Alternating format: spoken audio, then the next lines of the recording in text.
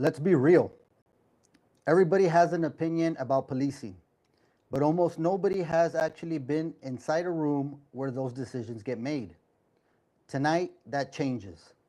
We're talking to a man who didn't just wear a badge, he investigated the badge. Over 25 years in law enforcement, LAPD Sergeant Internal Affairs Investigator, handled more than 150 misconduct cases, sat in on officer involved shootings, and helped decide what accountability actually looked like behind closed doors. This isn't social media commentary. This is a real experience. If you ever question how police investigations really work, if they're fair, if officers are protected, or if the system actually holds them accountable, you're about to hear it from somebody who's lived it. Marlon Marrache is in the building. Let's get to work.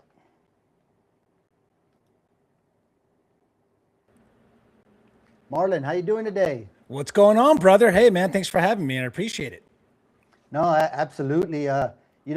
Typically here our podcast is, I think you're the first law enforcement officer we had. We Okay, had good. the local police chief when we had certain situations happen in our community, but we've never had this type of, internal affairs. So we're kind of Yeah. eager to asking these questions and kind of getting behind the badge rather than just looking at the badge as we're, typically accustomed to. Yeah. Right away, we want to know, not just me, but for the audience, if you Yes. can give us a brief summary. I know I touched on a few things, but if you can give us a summary of yourself and how you came about to doing what you're doing. You know what? What you did in the intro was perfect, man. This is the part that a lot of us, at least me for sure, don't like to brag or boast and take you to a trip down memory lane. What I will say is, since 2008, I've been involved in the world of internal affairs and discipline. So, the LAPD has afforded me so much success to investigate our own, like you said, investigate the badge. I like the way you put that. And it comes with a lot of emotions. It comes with a lot of responsibility. It comes from a different lens that you normally see.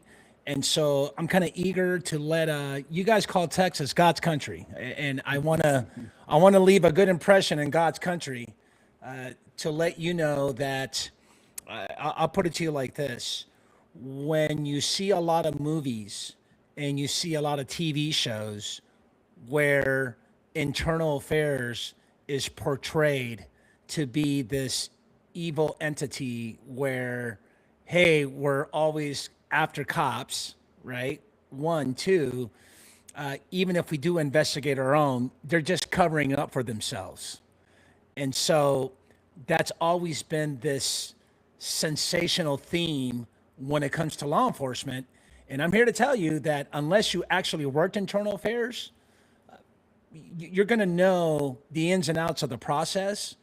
But unless you've been a cop, right? So we can start from a 30,000 foot view, then you are really going to know what it is to be investigated by your own, which is a shitty feeling. I can tell you that from the get go. There's nothing joyful, or there's nothing where all these sergeants are rushing to say, oh my God, I want to work internal affairs when I become a cop. I can tell you right now, there's no cop. I can probably speak to north of 800,000 sworn officers across the nation and over 18,000 police departments throughout the United States. I can probably speak for the majority of them, but I can tell you that not many people say, when I become a sergeant, I want to go work internal affairs. So I'm here to let your audience know that there's this mystification of internal affairs. And let's hope that, we can get some understanding and have a good conversation about it, man. So thank you for having me. No, yeah, absolutely. We've been looking forward to this, and I know we were kind of trying to set the date and back and forth. So we're glad we can finally get it done today. It's funny. I have my immediate family. They're all involved in law enforcement. I'm actually the only one that's not. I have a brother that's a customs agent. My dad was a customs agent. My mother worked for ICE. And me, I work for the county, so I work for local government. I'm a Yeah. grant writer. grant administrator for our local government here in Eagle Pass, Texas. But I'm curious because I know I always hear the stories from the family, right? Yeah, But the internal affairs, that's what I want to know. I want to get to the nitty gritty. So you spent over 25 years in law enforcement, correct. LAPD, internal affairs. What did that experience teach you that the public would never understand just from watching news coverage? That you never get to hear the full story. There is a motto that we follow, certainly my colleagues in LAPD, which I'm certain a lot of agencies do, is no stone goes unturned. So when you investigate a public citizen complaint, so let's just say one of your family members or your friends right now today goes to the front lobby of a police station and says, "Hey, I want to make a complaint against Marlon and Isaac, and here's my version." And I'm here to tell you that a lot of it is frivolous, a lot of it is a misunderstanding, and there's some misrepresentation, and people like to embellish and say things that didn't really happen. So, and that's because of several reasons. One is because society, from a 30,000 foot view, probably are not really pro police. Certainly not pro police today, like it was 28 years ago when I came on in the academy. Shout out to July of 1998, 798. That's my class. So Oh, wow. I can tell you back then there was this, I would say, a very high degree of respect, of authority, right? And you look to police to help you at your worst moments. Because no matter what you think, regardless what side of the aisle you're on, and I'm not here to get political, I don't like talking politics. And here's the best part of my profession. It doesn't matter which side of the aisle you're on because public safety is priority number one. And so for all the haters, the naysayers, the big critics of law enforcement, that we're just this evil entity. I think at one point after the George Floyd incident, the Summer of Love, we were labeled as, let me get this right, agents of racial genocide. Wow. Wow. Evil, pigs, killers, murderers, ACAB. And here's the deal, Isaac. Guess who shows up at your worst moments? In other words, you got to call 911. And guess who's coming to help you? And then No, I got to yeah. take all this. I got to take it all. And today, as of 2026, it is that image of high authority and respect has been watered down to the point where we can just ambush cops. We want to go and kill somebody in uniform. It's very, very unfortunate, but people don't understand the good that cops do when you sign up for this profession. I mean, hey man, who wants to sign up? And I've been thinking about this lately too, for the future, right? Because I'm done. I have a podcast that talks about internal affairs, which is a very taboo kind of topic, but I've been very successful because LAPD has afforded me that success to have really good relationships. I come from an agency. I think at one point we were at over 10,000 sworn. So I have a lot to pick from to come in and have conversations. But today it's pretty bad. These young generational characters of persons that we want on our job, right? The individuals that we want, we can't really sell or give them that elevator pitch to say, hey, come to law enforcement because it's a really good job. We can't do that because, I shouldn't say we can't do that. We're just not as popular as we were a couple of decades ago because of all the rhetoric and all these, what I consider sometimes being a false narrative. I mean, can you imagine asking, right now, let's take ICE, for example. ICE right now, I think they're offering like $120,000 for you to become an agent, right? A CBP, border agent, border patrol agent. And there's like a $20,000 bonus. But you got to ask yourself, with everything that happened in Minnesota, everything that happened just in, Washington, D.C., just across the nation, and what the image is of ICE, But the majority of people, regardless of what side of the aisle you're on, bro, you really want to sign up and risk your life for 120 grand? I don't know. I don't know if I want to do that. What do you think? No, yeah, it's completely changed. When I was growing up young, the police officers were always looked, you looked up to them. Yes. Whether it was a patrol, someone on patrol, a police chief. Now, Yeah. back when I was growing up, I would say, in elementary school, my mom actually worked for the police department. She was the records supervisor there Okay. before she went to ICE. So you would see me after school, 3 o'clock, whenever you get out of school, I would spend the rest of my time until my mom got out at the actual police station. So I grew up around, the police officers. I know them. A lot of them later on, there's very few still on the force right now from there, but they were young then. And, the way they were seen then to how they're seen now. I mean, even here locally, don't even get in the big grand scheme of things, like Yeah.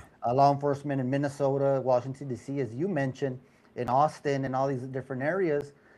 There's a lot of people that don't respect the badge anymore. Yeah. And you look back and you could say that the George Floyd thing, that was a big contributor to everything. Yes. Where we saw an officer doing his job, and he got crucified because of a narrative that they were trying to push. Yeah.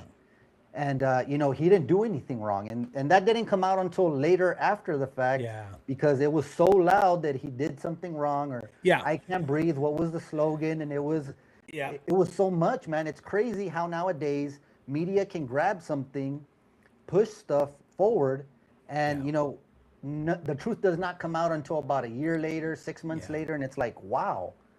Yeah. So just to add on to that, yeah, I can be critical for the tactics, putting your knee behind someone's neck while you have them in custody and they're detained, waiting for, another unit to arrive or the ambulance, whatever the case, those circumstances. Yeah, it's probably not something that was taught.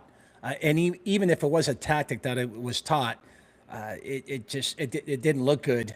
But then again, what use of force looks good. Nothing about using force looks good. We can all agree to that. But with that being said, I think what bothers me, and I can speak for the law enforcement community, is that we make an incident of that about race. In other words, the suspect is black and the officer is white. Had that officer would have been, I don't know, Palestinian, I'm just throwing another race out there. I'll even go with Hispanic, and had the suspect would have been, I don't know, Asian or Hispanic or even white, I'm willing to bet that we probably wouldn't have such a uproar, right? Such an outcry. And so what happens is that I don't think it's necessarily so much of a false narrative. I think it's just a narrative that's just not. It's just very disrespectful. It's very inappropriate for the media to create a narrative. It's not false. I mean, the suspect was black and the officer was white, so we can't say it's false. But what we do is we just go down that rabbit hole and sensationalize it and make it seem as though that now that it happened in Minneapolis, guess what? It's happening all over the nation. Yeah. And, we get painted with this broad brush, and I think that's very, very unfair. So, yeah, man, let's hope that maybe these conversations with your podcast, me coming on, can put a dent, to kind of change the perception, right, of law enforcement and maybe even internal affairs, right? This mystification, if you will. Let's try our best to demystify it as much as we can. So, no, absolutely. So, I mean, you have a unique perspective in being both sides, right? Correct. Being part of IA and being a police officer involved with that, representing officers. Yes. So, how does that perspective change the way you see policing today and what's going on in the world today? What I see today that probably what I saw back then, right? I've been removed for 4 years. I've been retired. This July will be 4 years. Congratulations. Is that we don't have the resources or the want and need, or I should say the want and appetite to continue education and to continue training. I think that's where we kind of miss, That's where we're missing this big gap, where we should, close it and bridge that gap. Is us leaders and law enforcement should be really focusing on continued education with our police officers. That's what I see today. Meaning, there's a lot of case law that comes out every year that it affects your ability to do the essential job functions of a police officer. And there's a lot of situations where we can be better practitioners. But in order for us to do that, we got to get leadership to tell sergeants, the rank and file, hey, I need you to really focus on updating our officers about use of force, about different techniques, about case law, the fact that we have different policies. And that's where we get lazy, right? So we get complacent. And so we should be continuing to educate ourselves with law enforcement practices. And that's missing today. And certainly it was missing back when I was there too. Yeah. No, yeah. I mean, situations always arise every year. New things come about. Keeping up with the times. I mean, I could only imagine. I know there's so many things that, when a police officer pulls somebody over, there's so many things that could happen. 100, 1,000, so many things. And introducing training is what, a lot of the times keeps officers alive, especially in today's world. It's just crazy. You don't see the type of things today that you saw, 20 years ago, 30 years ago. I can tell you from experience, so I'm glad you brought that up. It's a great example. So I always refer to traffic stops as the most inherently dangerous incident that could ever happen to a law enforcement officer. I say that because you're walking to the unknown. You don't know. You don't know what that driver has as a weapon, maybe no weapon. Who knows? You just don't know how many occupants, that all depends. But I can tell you back in my days when we used to call it observation work. Basically, we go out hunting at night. Because you and I can agree, hey man, if you're out in the streets like 12, 1 in the morning, driving around in an empty, street, you're probably up to no good. Or if you're walking by yourself somewhere, like at 2, 3 in the morning, especially in a commercial area, we got a problem. Nothing good happens at those hours. Huh? Exactly. Nothing good happens. So I remember there were times where, here's a good update. I remember there were times where we would do a traffic stop, Toyota Camry or a Honda Accord, the most stolen car in the 90s. Not today so much, but I can tell you right now, late 80s, well, I can even say mid 80s all the way to end of 1990s, even to the 2000s. You own a Toyota Camry that's kind of old, chances are it's stolen. Of course, you're running plates and making sure you have probable cause, reasonable suspicion, all that good stuff. But here we are, 2, 3 o'clock in the morning, 4 occupants in a high crime area. I mean, this area is infested with gangs. There's people getting robbed, people getting killed, all kinds of stuff. And I pull you over, man, the minute I get out of the car, I'm breaking leather, is what we call breaking leather, unholstering. So I'm walking up to, I know you can't see. I'll probably better if I stand up. I got my hand on my, in my holster, and I'm already breaking leather. I'm walking up to that car with my gun on the side of my thigh, right? Because if you roll down that window and you decide to come out with a firearm and start shooting at me, my reaction time is going to be less than 0.2 seconds, as an example, right? Don't quote me on that. I don't want your audience to go, well, let's Marlon says 0.2. Well, it might not be 0.2. What I'm saying, it's probably going to be less than 1 second where, I'm going to come up, and say, put the gun down, put the gun down, put the gun down, right?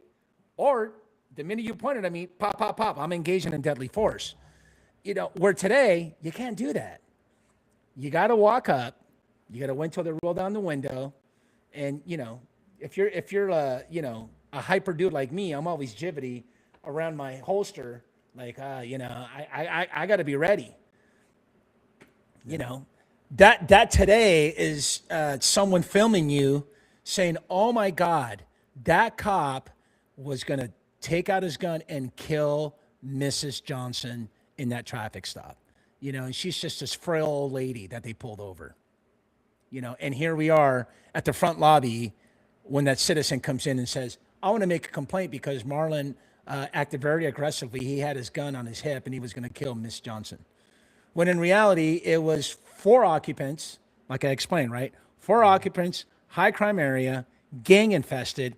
People have been killed. People have been robbed. Houses have been burglarized.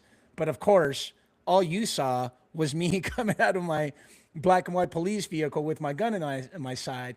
Granted, maybe it doesn't look appropriate. Maybe it looks, it reflects kind of negative. But hey, man, it's a matter of life and death the way I see it. And I want to go home to my family. No, yeah, and that's a line that I've always heard.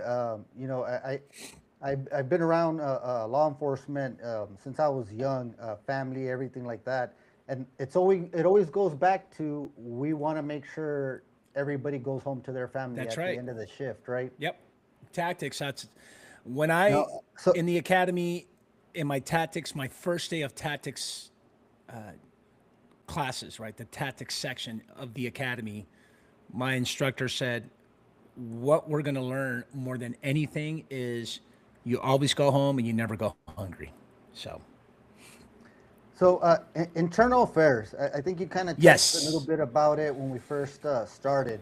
Um, so, are they truly fair, or do you guys protect one another? Because I know that a lot of the people watching are probably thinking, um, you know, it's you guys investigating you guys. Of Right. course, it's gonna come out on your side.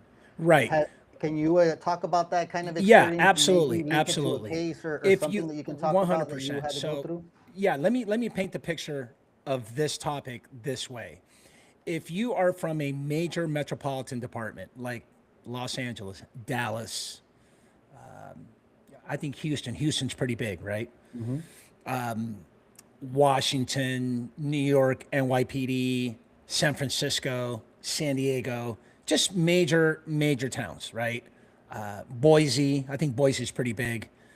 You have these huge thousands of sworn personnel, and in that police department, there's an internal affairs unit. I think in my experience, it's proper and legitimate to have sergeants police and investigate their own colleagues, right? If you take medium to small size agencies, and when I say medium, I'm talking a couple of hundred. Small agencies, I'm talking about 100 or less. There's agencies in Texas that have like 15 officers Yeah. total, right? And so when you start getting into that range of sworn personnel in the police department, it is my experience that will tell you that you have to outsource that citizen complaint. You have to. I walk in the lobby, I want to make a complaint against Marlon or that officer that was out there doing that traffic stop, and he was rude, disrespectful, took him out of the car and threw him up against the wall. Okay, roger that. Thanks, Mr. Johnson. Let me investigate this. And if the allegations of misconduct are pretty serious, you have to outsource them.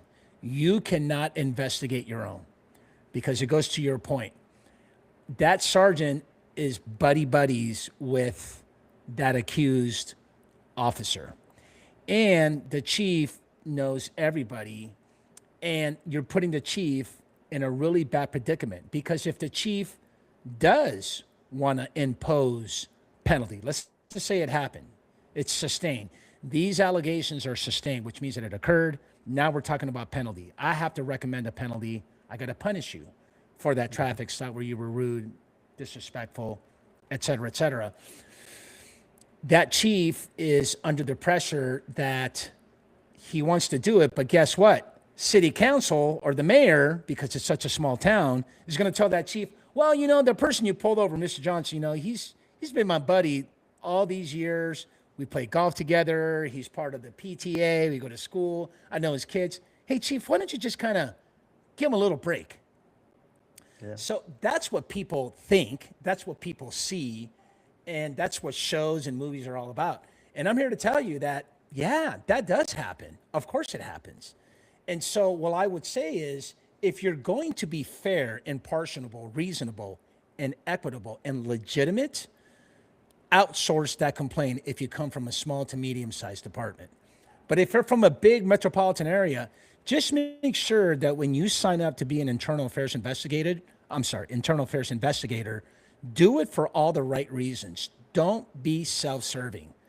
Really do it for, hey, I want to investigate the truth. I need to get to the bottom of the truth. Wherever that leads me, I got to turn every single stone, and I have to do it. I don't care if he is officer of the year and he works SWAT and he's buddies with the chief or the lieutenant or the captain. That doesn't matter to me. But when you're from a big agency, like I mentioned, right, these big metropolitan departments, you're so big that you're kind of detached from the department. You're probably not even in the same building. So it's been my experience where, yeah, there's some fair and impartiality. Let me throw some numbers at you so you understand that your audience gets a really clear picture about the fact that if they think that we're covering up or not. So back in 2011 to 2015, there used to be about 3,000 to almost 4,000 public citizen complaints a year. Think about that, okay? You're in the thousands. 97% of all those complaints that were made by the citizens were deemed to be unfounded. The outcome was unfounded, meaning that it didn't happen. So what the LAPD does is send you a letter.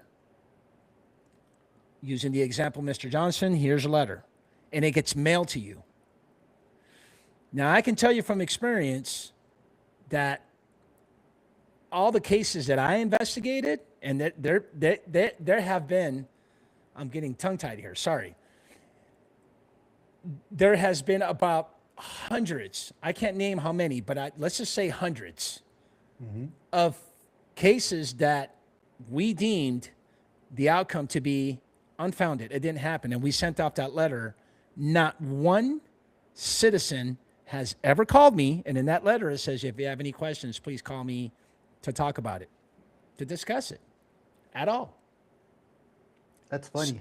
Yeah. So you know what that tells me? That tells me that we're holding ourselves accountable for investigating it, even though you might think that we're covering up. And I get it.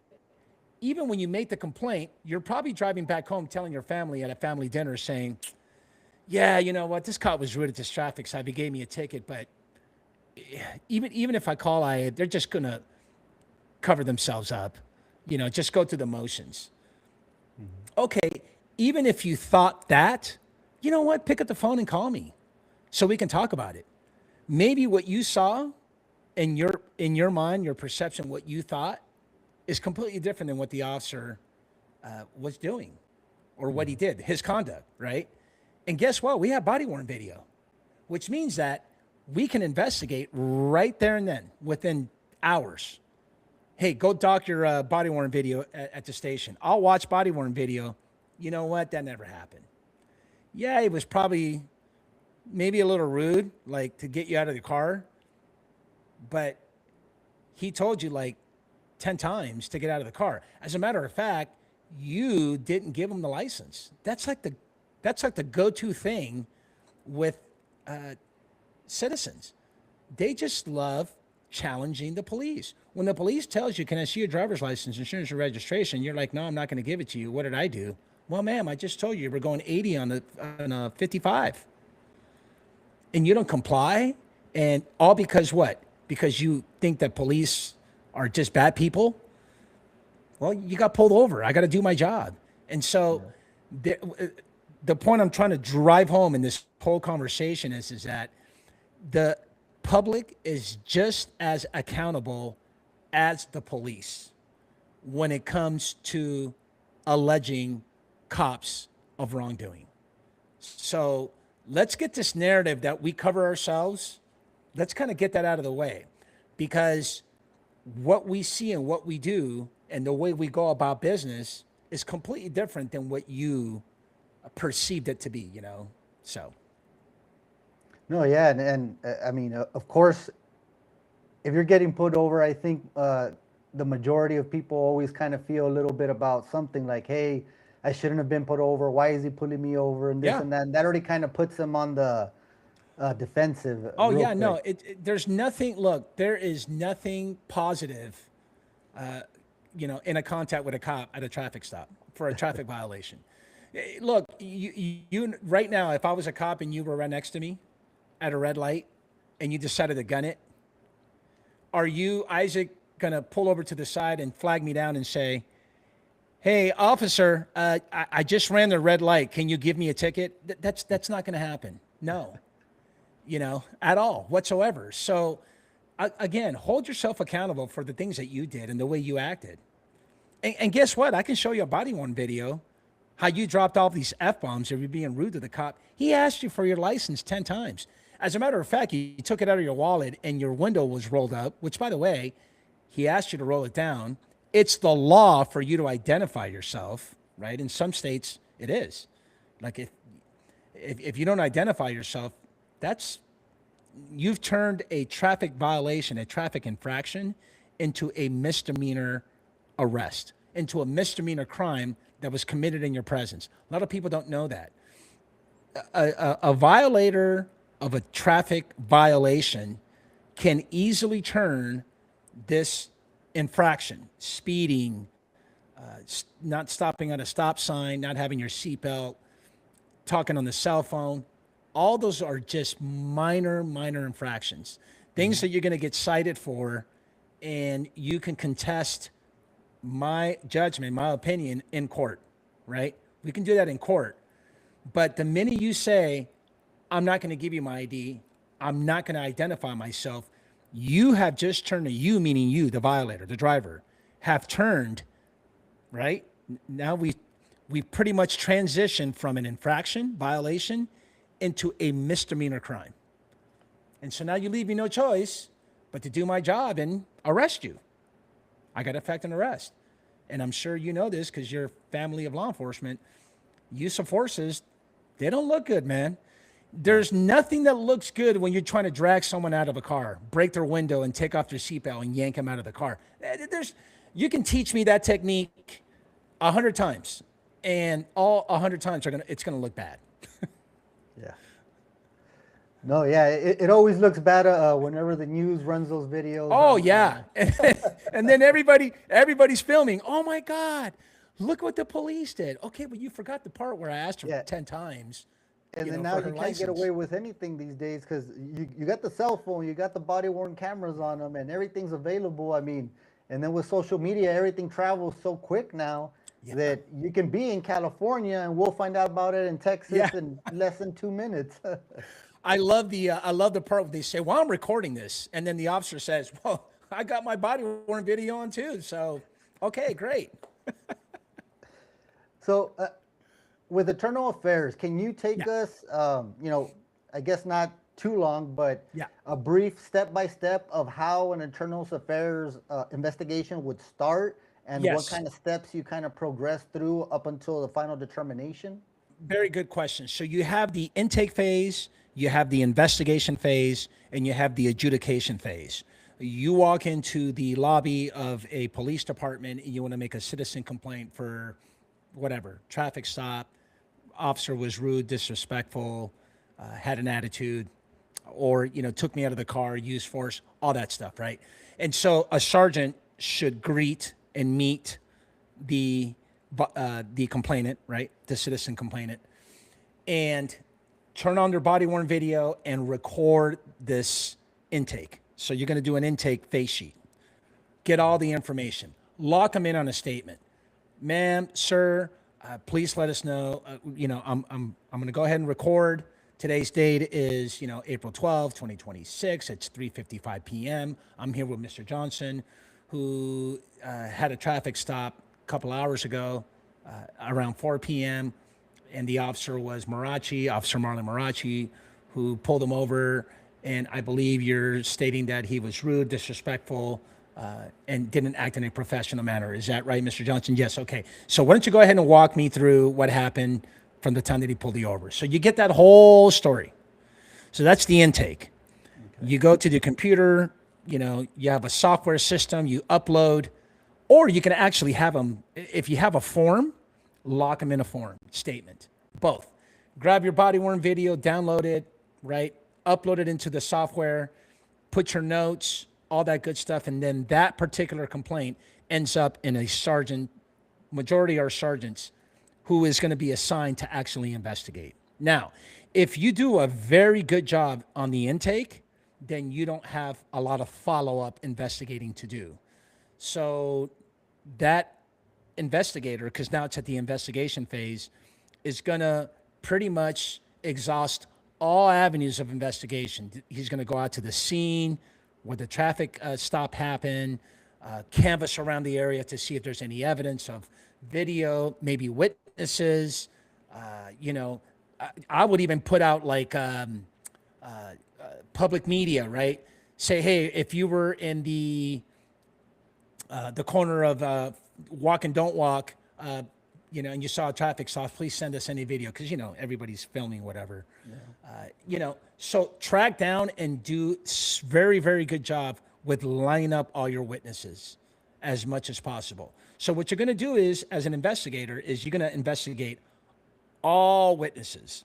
If an additional unit showed up at scene, you're going to interview that officer or officers who showed up at scene. And then ultimately, the last person that you're going to be interviewing is the accused officer, right? The accused employee.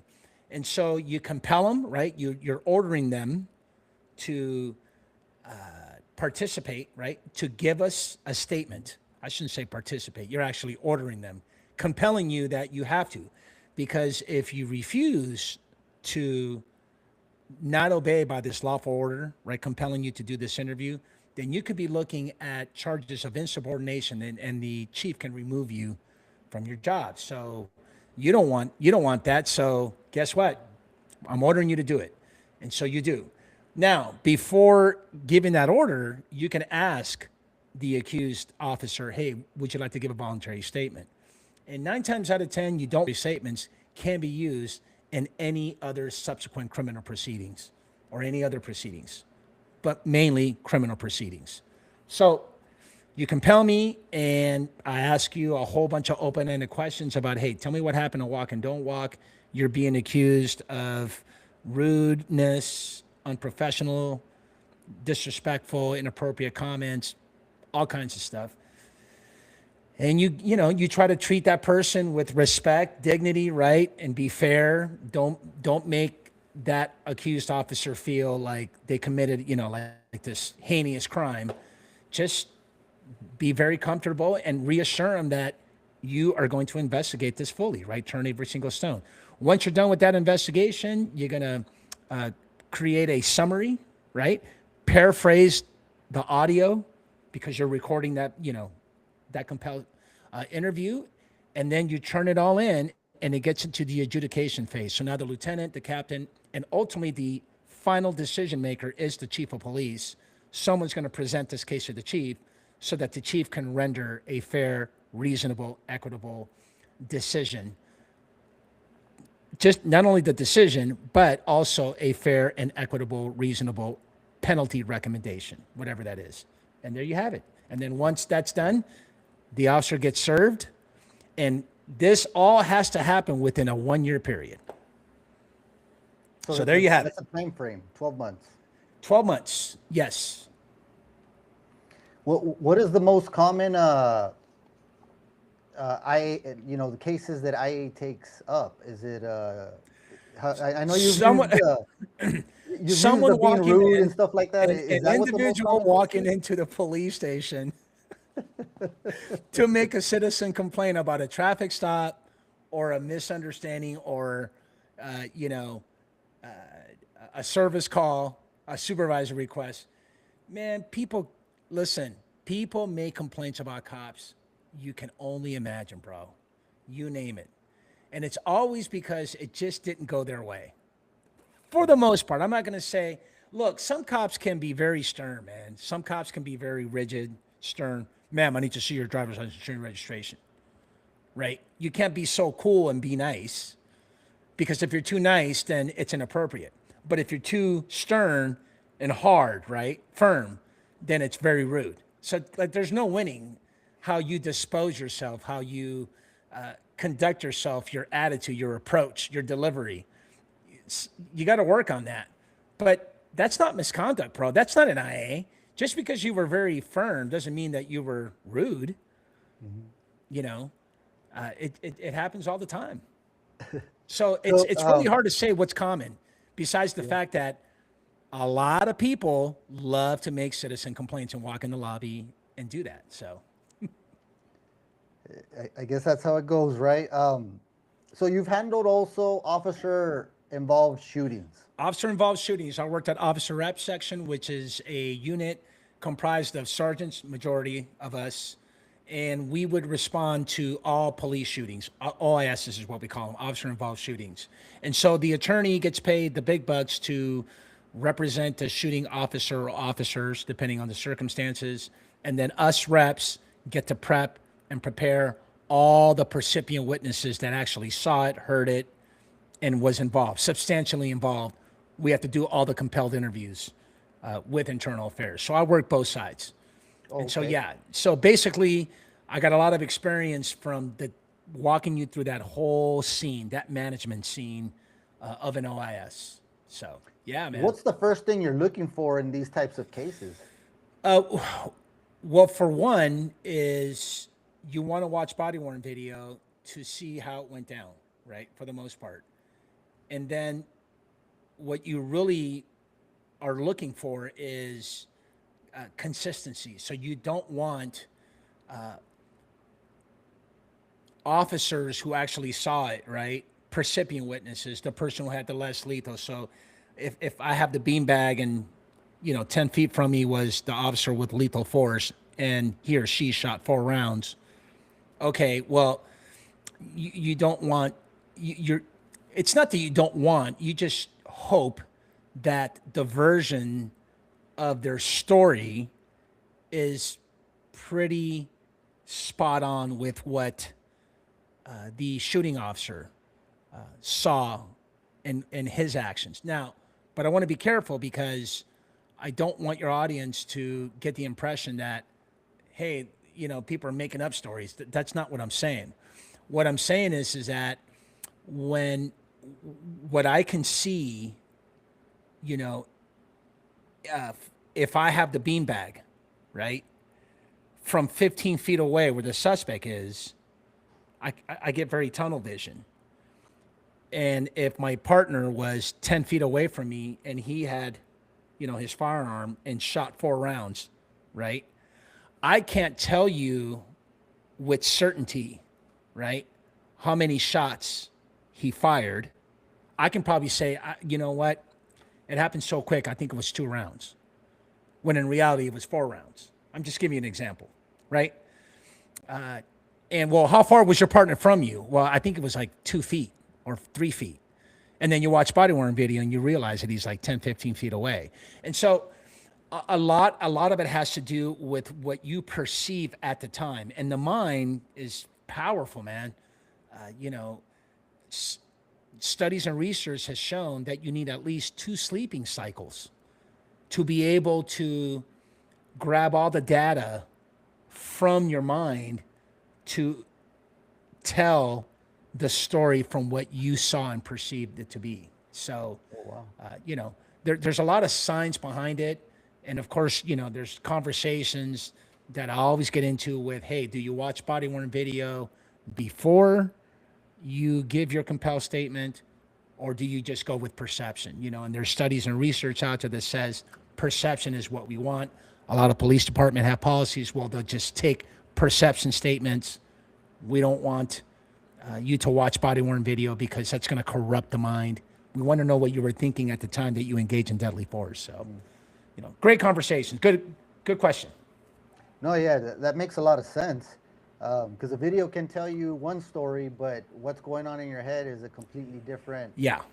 Yeah, you're talking about buzzwords like auditory exemption, memory gap, or I should say memory gaps, right? Relapse of time, cycle of sleep. You know, when you're deprived from sleep, your mind can't think of the events that happened prior because you know you're like a zombie. I think there's a study out there that says that if you are up for over 18 hours, it's equivalent to 0.06 alcohol level of BAC, of being under the influence. Yeah, something along those lines. So essentially what they're saying is that if you lack sleep or you're sleep deprived, and let's just say in this example, the officer that shot those 4 rounds, right, hasn't slept in 24 hours, well, you can't be asking them questions about, hey, walk us through what happened from the beginning, because chances are he or she is not going to have all that data, all that information in the memory because they were deprived from sleep. You know, they were walking around, and guess what? That's a deficiency. So that could pretty much create, you know, some type of reasoning as to why you shot or why you didn't shoot. You know, it just depends on the circumstances. No, yeah, absolutely. So there's always tension. Hold out officers accountable, but also protect their rights. Where do you think departments get it wrong? Ooh, good question. I think departments get it wrong when we think. Let me rephrase that again.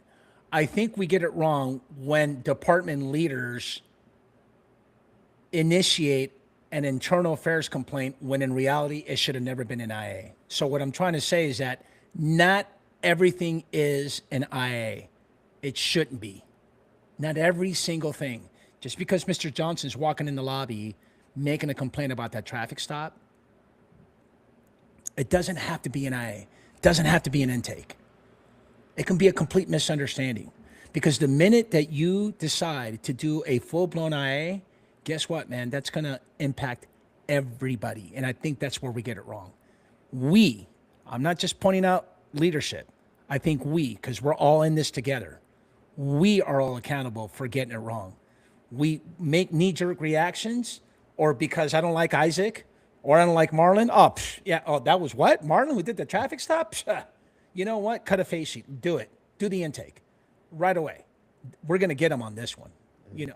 And so, again, it gets self-serving. It's personal. That's where we get it wrong. We get it wrong. But I also want to make sure you understand that I'm talking about a very small fraction of the population of law enforcement. You know, in an agency as big as LAPD, if you're talking about 10,000 plus sworn officers, and we're getting 3,000 plus citizen complaints, and I just got done telling you that 97% of those were frivolous. It didn't occur. You know, we're not talking about many people. We're talking about 4% of 10,000. So that's, don't get me wrong, it's 1% too many. But yeah, there's some bad apples and some bad actors out there. And that's another point I want to drive home before, you know, we wrap it up too, is don't stop to think that I'm here to tell you that we're all just really, you know, good actors and good people. We hire from the human race. We're human, man. We make mistakes. A lot of cops cut corners. A lot of cops are shady. A lot of cops use the uniform and try to do criminal acts. There's corruption. Hell yeah, there is. And so we have a lot of work to do. And you inviting me to your podcast is one of those ways where we can kind of let the public know that, hey, you know what? We're here to hold ourselves accountable. We're not here to cover up for nobody. And I'm going to tell you right now, and this is, maybe you've heard of this quote or maybe not, but nobody hates a bad cop more than a good cop. That is a very true statement in our culture. We say that all the time. If I'm out there doing God's work, man, and you're calling 911 and I'm here to help you, I'm here to make sure that you're not getting beaten down by your husband. I'm here to make sure that, you know, you're not getting robbed every time you walk to the liquor store, or you're getting raped, you're getting assaulted, all that. And then I see a cop cutting corners and acting a criminal acting as a criminal in uniform, you got to go, bro. I don't want to work with you. Yeah, no, that makes total sense. Touching a little bit about what we're talking, how important is the peace officer bill of rights in these types of investigations? And do you think that the public kind of misconstrues what their purposes are? Absolutely, 100%. Can you imagine if you and I are being accused? You and I go to the local. You have a 7-Eleven out there. You guys got Circle K. Neither actually, neither. Let me see, Murphy's. We got Murphy's. So let's take Murphy's as a scenario. You and I go to Murphy's and we get there and we see the liquor store clerk being held at gunpoint. And next thing you know, we saved the day. We're heroes. We beat down this suspect, right? But the suspect says that we beat them down. That we broke his arm. And next thing you know, we're getting arrested. Right? And the cops are asking us what? A whole bunch of incriminating questions, right? Mm-hmm. That's the way it works. We get arrested, we're at the police, station, and we're going to get brought into a room and they're going to tell us, okay, Marlon, Isaac, I'm going to read you your Miranda rights. You have a right to remain silent. You understand? Yes. You have a right to an attorney. Anything you say and do will not be used against you. Do you understand these rights? Yeah. Okay. Would you like to tell me your story? And if we say no, then what do? They say, okay, great. Then we get booked, right? And then we wait for our arraignment. We go through the criminal procedure process. That's the citizens. We have that right? Mm-hmm. Cops don't go through that. Can you imagine? Can you imagine if we were the cops that showed up and we beat down the suspect? We just got done saving the day. We saved the liquor store owner at Murphy's that we go to every day, bro.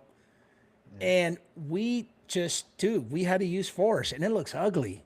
I mean, on body-worn video, we dragged his arm, probably broke one of his arms or whatever, and now we're being accused of excessive force. So now you're being called into the chief's office, and the chief's asking you all kinds of incriminating questions about that. And you're like, well, hold on a second. He held him at gunpoint. What are you talking about? No. You guys used way too much for it. It was excessive. So you know what? We're going to send you home and you're going to pen this internal affairs investigation. But you didn't tell me that. Hold on a second. You mean this whole conversation, you didn't even tell me that you were going to do an internal affairs? Shouldn't you wait and not ask me questions about what happened? Because now you're going to use that as the weapon to get me in trouble, right? You're going to jam me up. And the point is that if you know your peace officer's Bill of Rights, you should know as an officer that if you're going to be called into the chief's office and that chief is going to ask you questions about what happened at Murphy's, I'm not talking. But the culture is what? Yeah, let me tell you what happened. And then all of a sudden, everything that you said is going to be used against you in your internal affairs complaint investigation, when one of your rights is what? Is that you have to be provided representation. That's one of many rights. That's a basic right. And where's my due process? Hold on a second. Now you're going to give me suspension and where do I get to be heard? Right? Yeah. Where's my due process? So yes, it's super, super important. And the public has no clue whatsoever. So. And kind of piggybacking on that topic, so can true accountability exist without damaging the morale inside the department? And yes. How does that look like? Yes, and it looks like being a good communicator, making sure that the buzzword, right, transparency, that we are transparent with every single action that we do to our officers. If I was chief for a day from a small agency and you did some serious wrongdoing, I'm probably going to gather everybody up in roll call and tell everybody, hey, Isaac over there is being investigated for some wrongdoing. Wanted to let you guys know so we don't start all these rumors. It happened at that traffic stop. Mr. Johnson saying that, Isaac was rude, disrespectful, and that he used force excessively. That's all I can tell you. I'm not going to tell you anything else, but I want to stop the rumors now. Rest assured that we're going to investigate all this. I'm going to outsource it to a law firm. Actually, we're going to outsource it to Marrache Consulting and Investigations. Right? That's my website. That's my consulting firm, and we know that Marlon's going to be very fair, impartial, equitable, reasonable, and it's going to turn every single stone. And we wanted to let you know. That way, morale knows, okay, now I know what's going on. You can talk to Isaac, ask him all kinds of questions, make sure you're there for him, go have a beer with him, continue to do what you got to do. Don't leave Isaac in the island all by himself in his darkest moments, because this can be a very lengthy process. And if truly, that's probably the punishment, is that he's waiting around for this process to end. And so then what I would do is I would tell my sergeant, or that, that firm, that consulting firm, Marrache Consulting and Investigations Incorporated, and tell them, hey, try to expedite this as possible. Let me know, and walk them through the whole process step by step and let them know.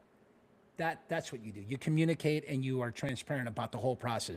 Doesn't mean that you have to tell them, all these things that are happening in the case. You just got to keep them informed about the entire process.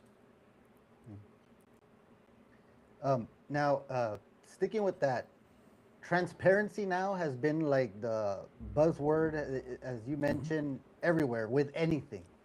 What does transparency look like in these types of IA cases? And what do you think needs to be done as compared to what the public expects? I think we can do a better job with the public when it comes to critical incidents. OIS is being the most popular, right? Because they happen more often than an in custody death or anything else. Where we are transparent in the beginning, we let the public know about the incident when it happened, the weapon used, the suspect.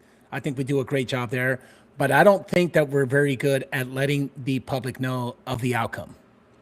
We're not. We don't let them know what happened to the officer in terms of their tactics and their job functions and everything that happened that led up to the use of deadly force. We're not good at the outcome, so we're kind of half transparent. I think we can do a better job being more transparent. Now, in terms of internal, like disciplinary matters, laws won't let you be transparent because of confidentiality, right?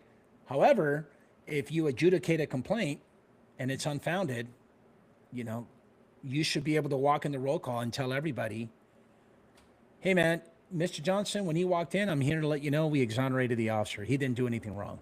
Case closed. But be transparent, and we don't do that. We as leaders, so I'm going to hold the leadership, the administration, accountable for not being transparent with their own rank and file, their own people.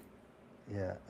So what is one thing that you would change the way the system is right now with misconduct? What would you change about it, or how it's handled in internal affairs? Small to medium-sized agencies, outsource your IAs. Have an independent, experienced law enforcement agent, person, representative, conduct your internal affairs investigation. That's what I would change. For bigger agencies, you need to have more checks and balances. Don't be lazy, and make sure that if we're going to be alleging that an officer is a liar, if we're going to be alleging that an officer committed perjury, or the officer has given the investigator misleading statements, so that's pretty serious.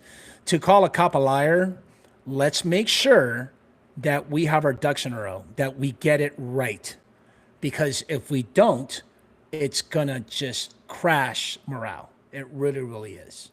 So that's my advice. Where do you see the future of policing going over the next 5 to 10 years? I know it's recently changed dramatically ever since, certain events have happened. What do the next 5 to 10 years look like?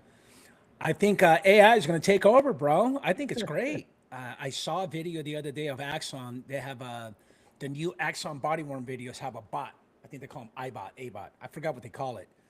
But you can actually push the button and ask your body worn video, Axon, hey, what's my location right now? And it will tell you. Okay, I'm here on a call, on a domestic violence call. What is the latest laws in the state of Texas as it relates to a domestic incident? And it'll tell you. Amazing. I think that's great. Drones, super good. That's good stuff, bro.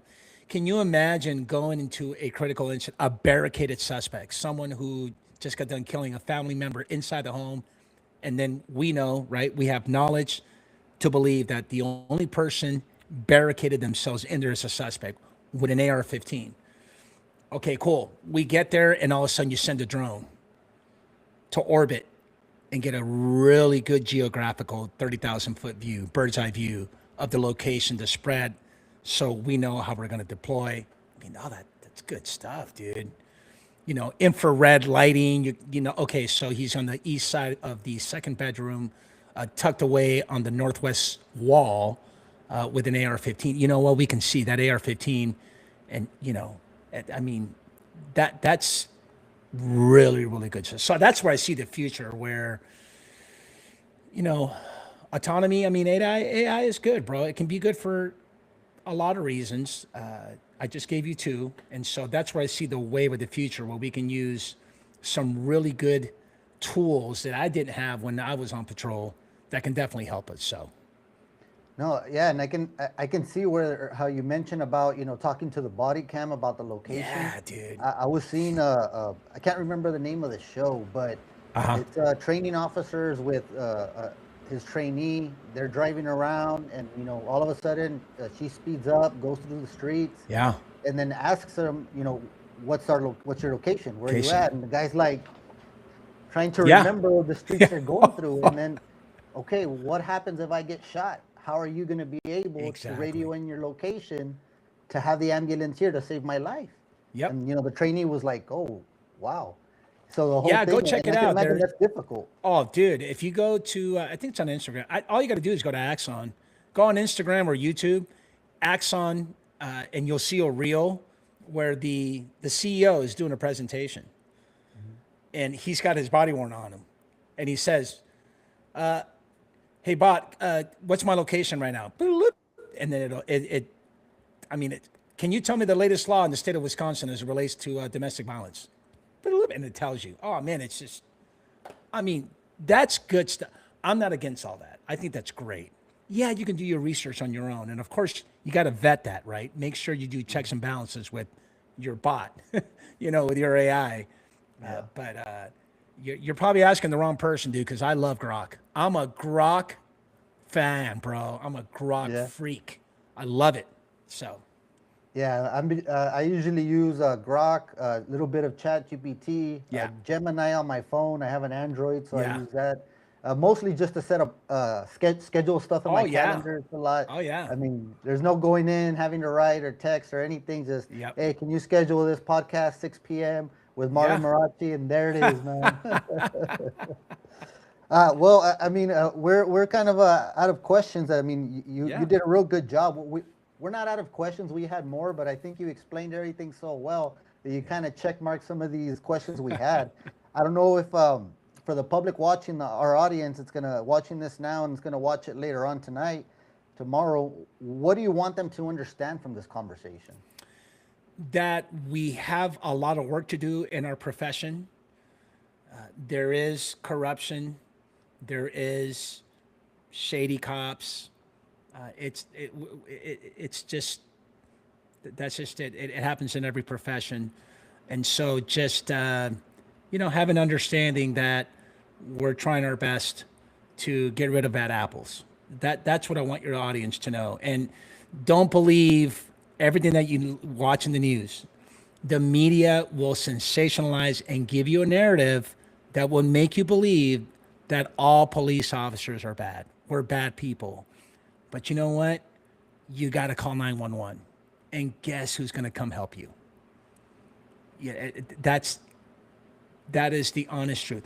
For all the people who think that defunding the police, that we are this evil entity, and the ones that just say, I don't need the police.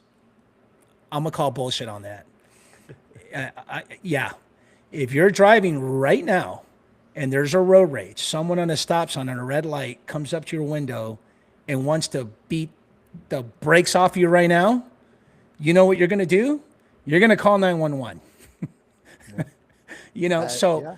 I want to be honest with the fact that, yes, there is corruption. Yes, there's bad apples. But at the same time, know that it's not an easy job. Not everybody wants to sign up to deal with crisis. We are always in people's crisis. And guess what? It's people that we don't even know. So just be flexible. And if I may plug, speaking of crisis and incidents, I do have 2 YouTube channels. The one I told you about, the Marlon Marrache show, Truth Behind the Badge, is me inviting all my guests for a really long conversation about internal affairs, about their journey, and police functions. Great show. We're at 1.7 million views, just a little over 2 years, with over 260 guests. I'm blessed to have that. But I also narrate a reactionary YouTube channel called the Marlon Report, Marlon Report, where I break down incidents. So if you like to watch like the crazy Karens, you like to watch a traffic stop gone bad, you want to watch, I think the one I just had was this lady was going home. Was she going home from Vegas?